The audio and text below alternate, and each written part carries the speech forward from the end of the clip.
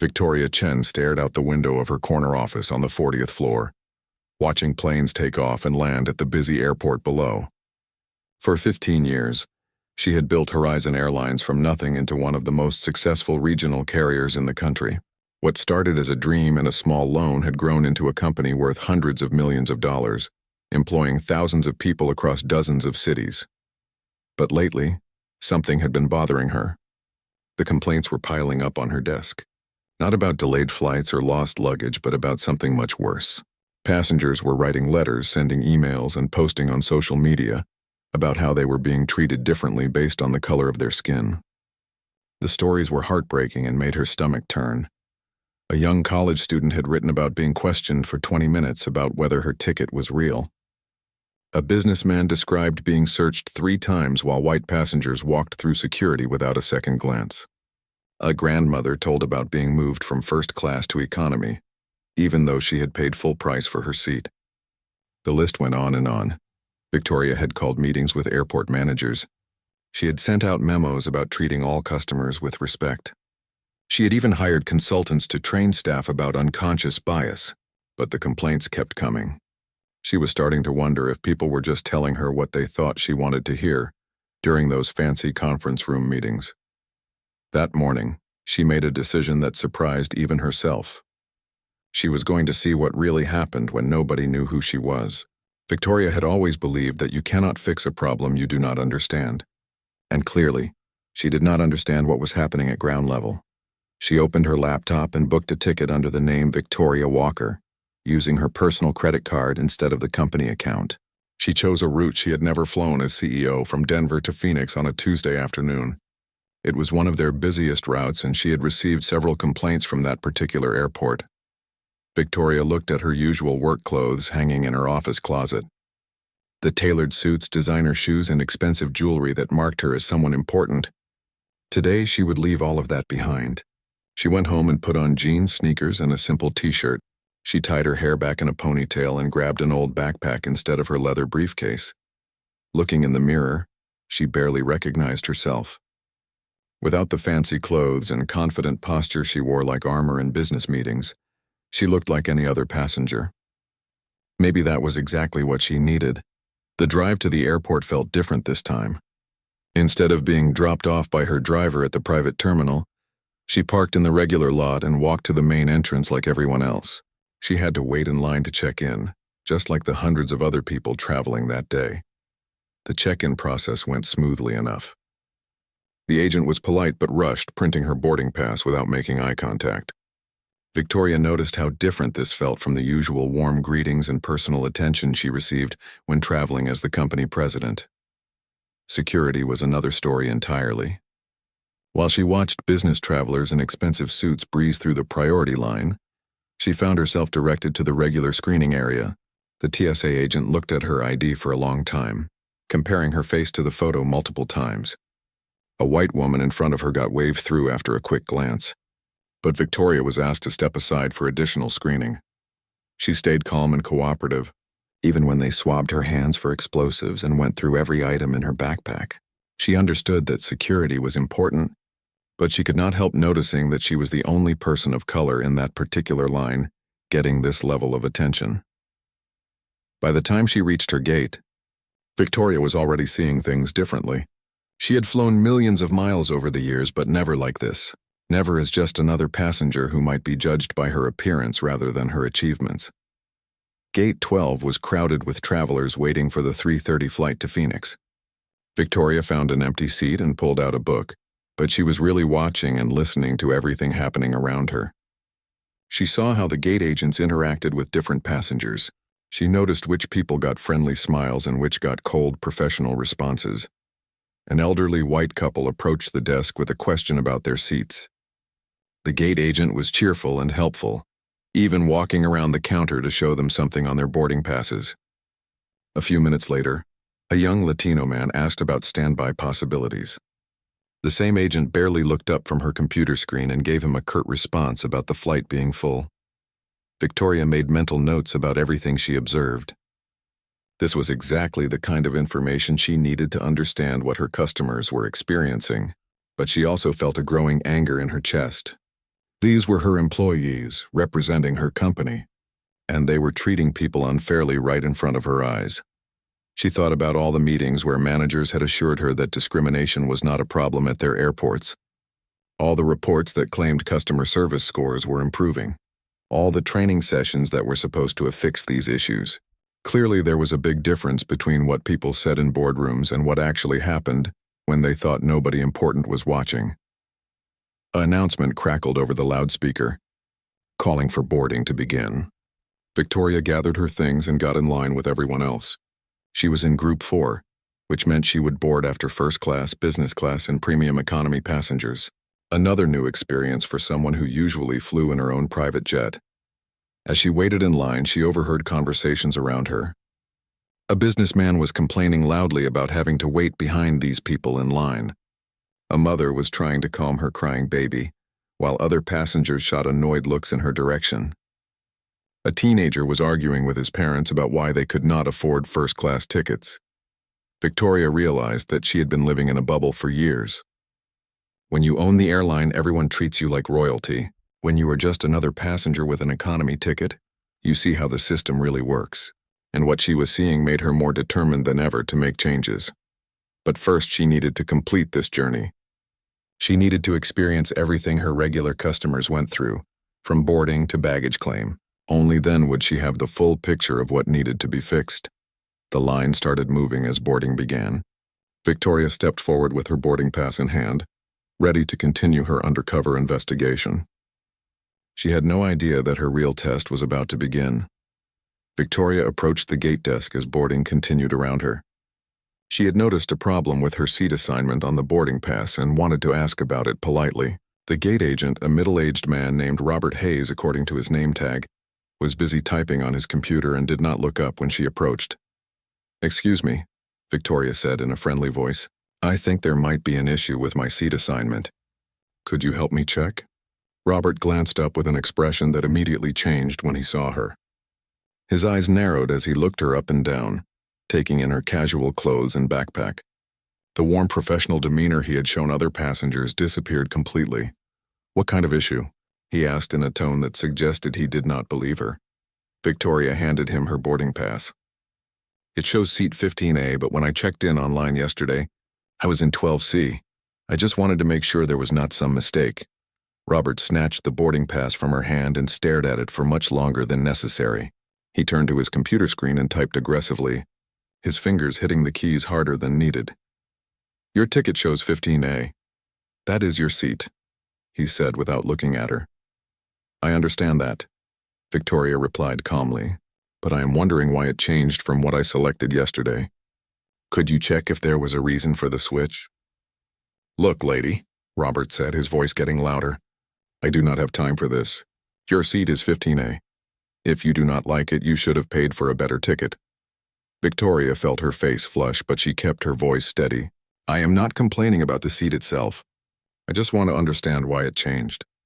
As a customer, I think that is a reasonable question." Several passengers in line behind her were starting to pay attention to the conversation. Victoria noticed some of them pulling out their phones, though she was not sure if they were just checking messages or starting to record. Robert finally looked up from his computer, and his expression was openly hostile now.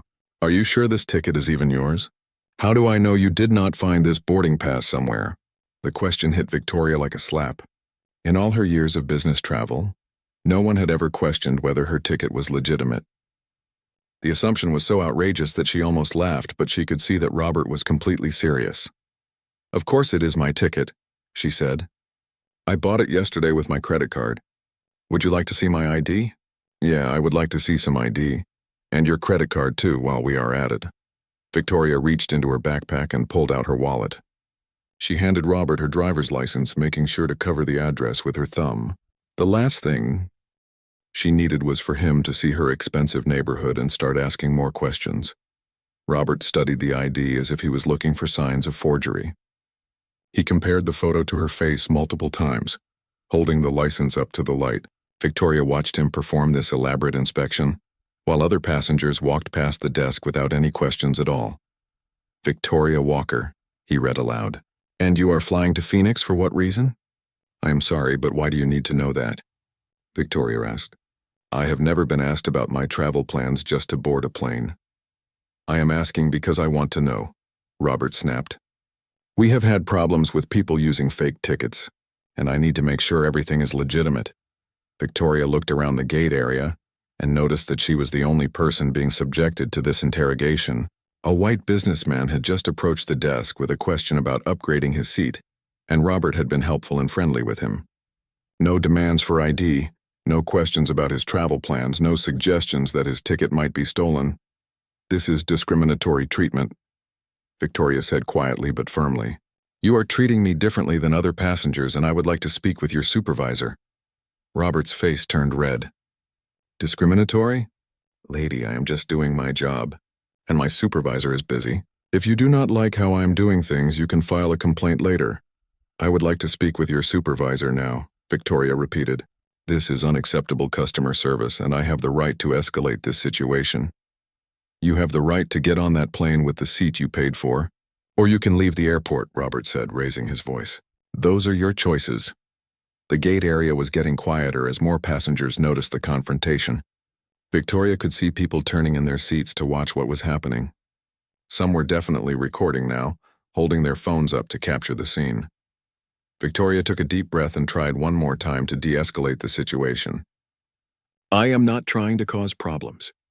I just asked a simple question about my seat assignment, and this has gotten completely out of hand. Can we please start over and handle this professionally? Professionally? Robert laughed, but there was no humor in it. You come up here questioning your seat assignment like you own the place, demanding to see supervisors, accusing me of discrimination. And you want to talk about being professional? I never said I owned the place, Victoria replied. I just asked about my seat.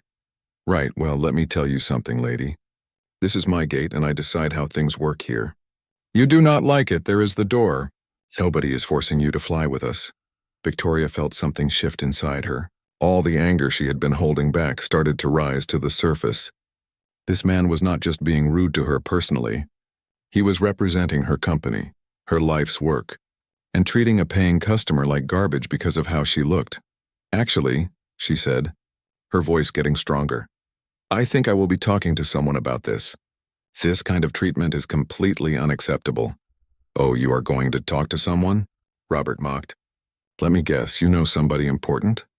You have connections? Well, I have news for you. I have been working at this airport for 12 years, and I have seen every threat and complaint in the book. Nothing is going to happen to me because some entitled passenger could not get her way. Victoria stared at him, amazed by his arrogance. Here was a man so confident in his position that he felt comfortable treating customers terribly right in front of dozens of witnesses. How many other people had he treated this way over the years? How many passengers had walked away feeling humiliated and angry, vowing never to fly with Horizon Airlines again? You might be surprised, Victoria said quietly.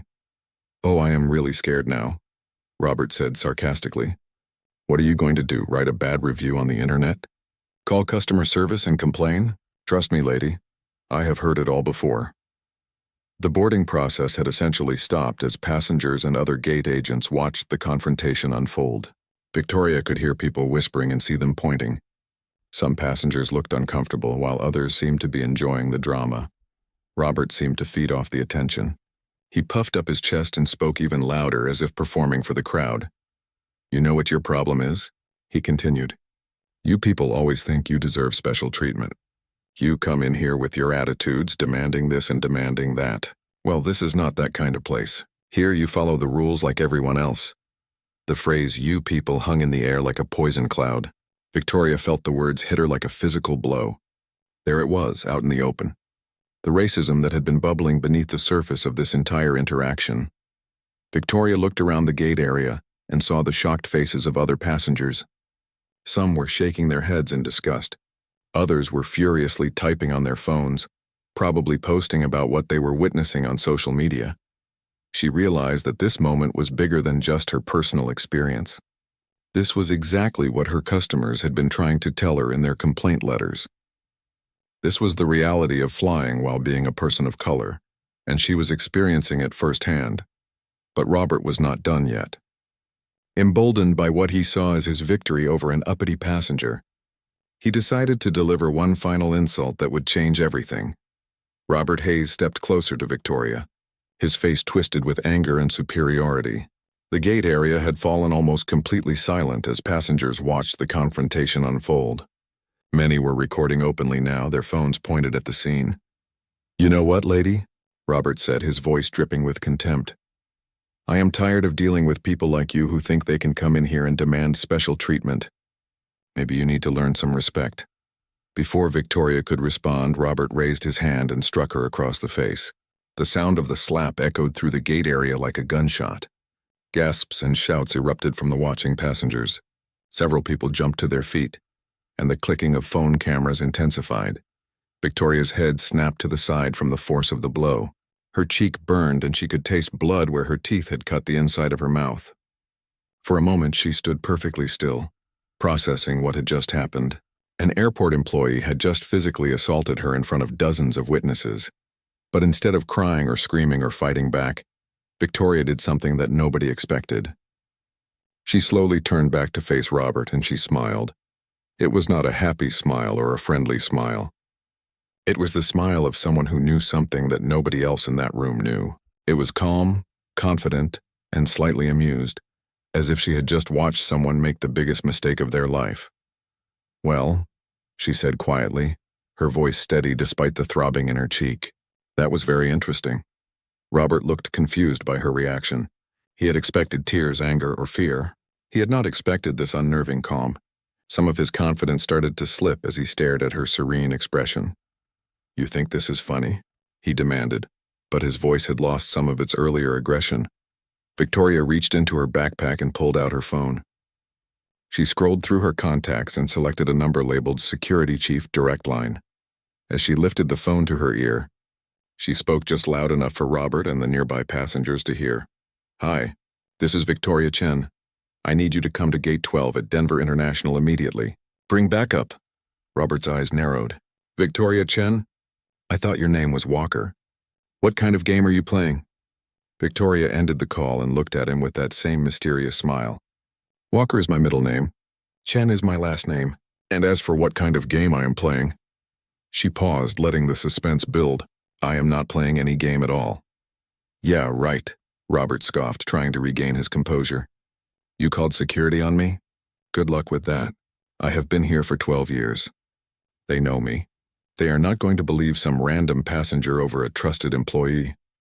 "We will see about that," Victoria said calmly.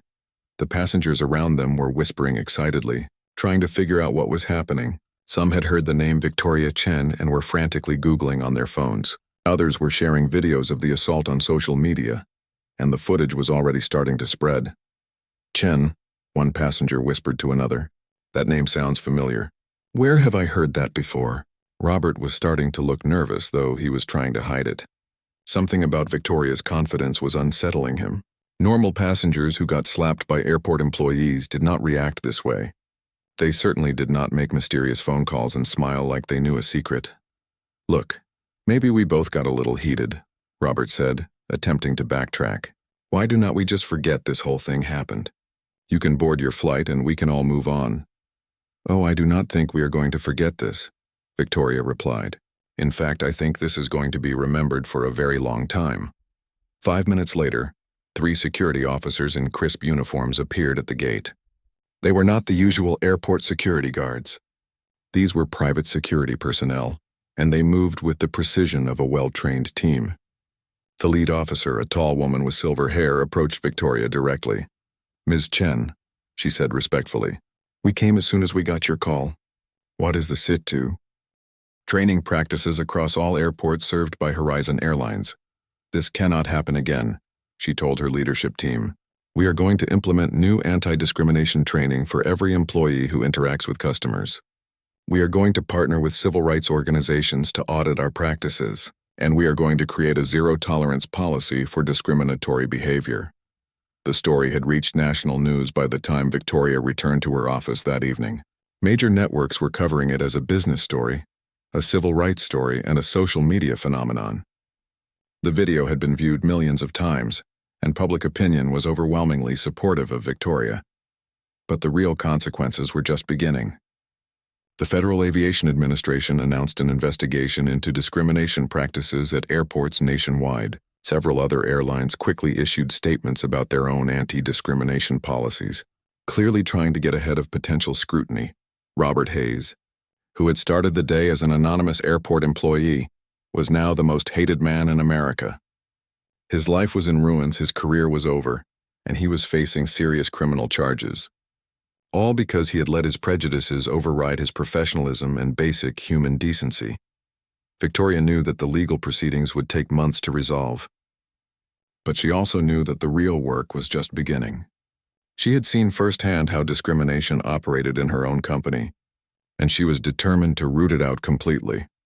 The incident at Gate 12 had lasted only 15 minutes, but its effects would ripple outward for years to come.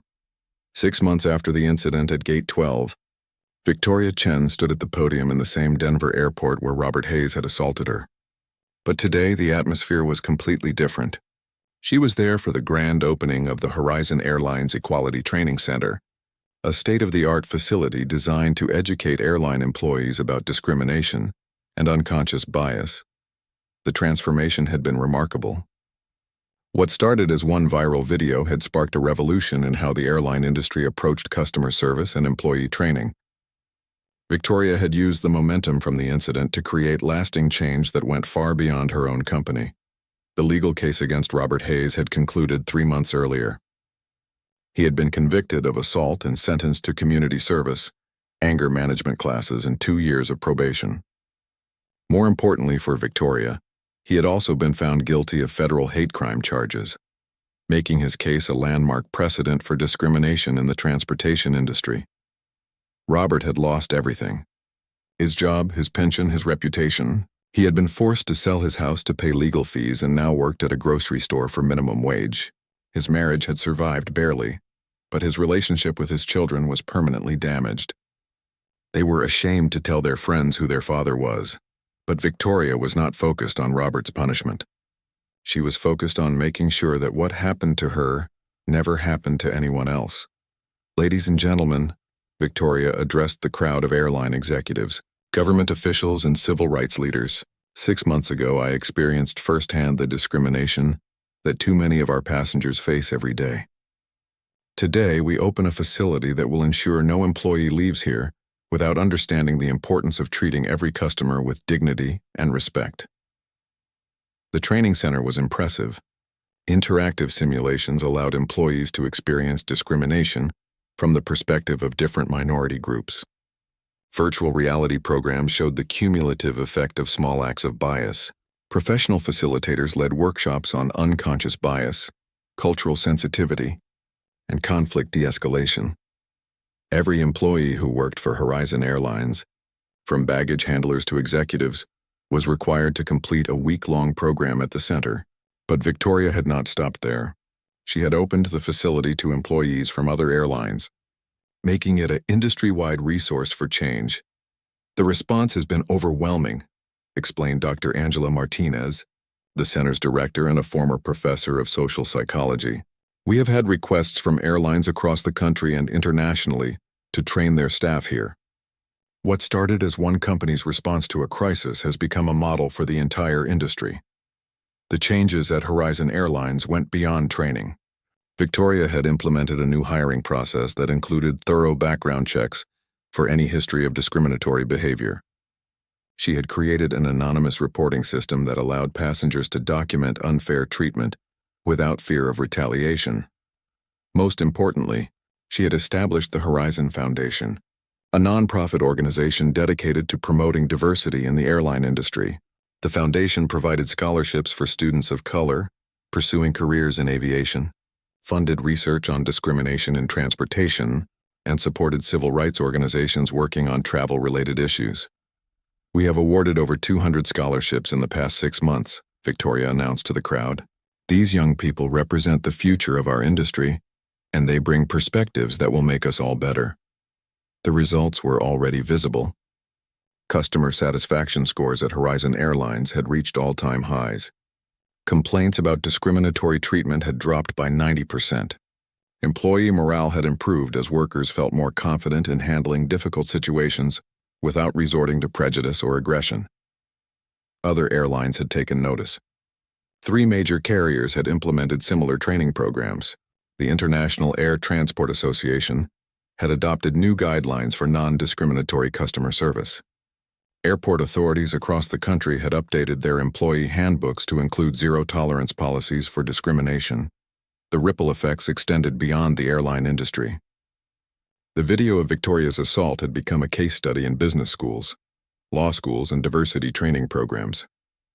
Her response to the crisis was studied as an example of how leaders could turn negative incidents into positive change. What impressed me most about Ms. Chen's approach, said Professor John Williams from Harvard Business School, was that she did not just seek revenge or publicity. She used her experience to create systemic change that will benefit thousands of people. The media coverage had been extensive and largely positive. Victoria had appeared on major news programs, been featured on magazine covers, and given the keynote speech at several civil rights conferences. But she always brought the focus back to the broader issues of discrimination and equality. This was never about me personally, she told reporters at the training center opening. This was about a system that allowed discrimination to flourish because people thought no one important was watching. Well, now everyone is watching, and the system has changed. Robert Hayes had become a cautionary tale within the airline industry. His story was told in training sessions as an example of how prejudice could destroy a career and harm innocent people. Some felt sorry for him, arguing that his punishment was too severe. Others saw him as getting exactly what he deserved. Victoria rarely spoke about Robert directly, but when asked, her response was measured and thoughtful. Mr. Hayes made choices that had consequences not just for me, but for every passenger who was treated unfairly because of his prejudices. I hope he learns from this experience and becomes a better person. The transformation was not limited to corporate policies and training programs. Gate 12 at Denver International Airport had been redesigned and renamed the Victoria Chen Memorial Gate for Equality. A plaque near the boarding area told the story of what had happened there and served as a reminder of the ongoing fight against discrimination.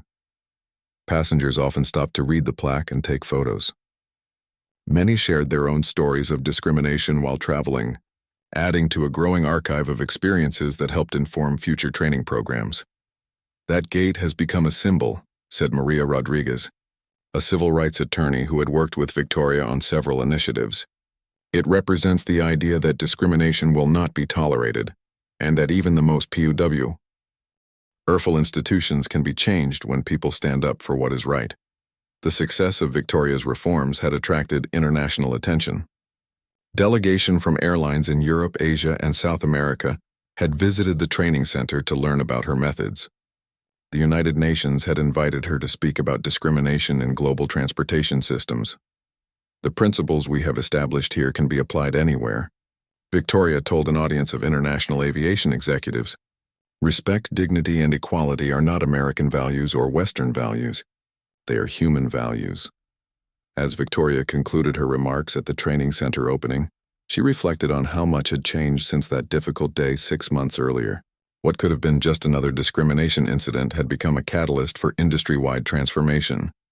Change is never easy, she told the audience.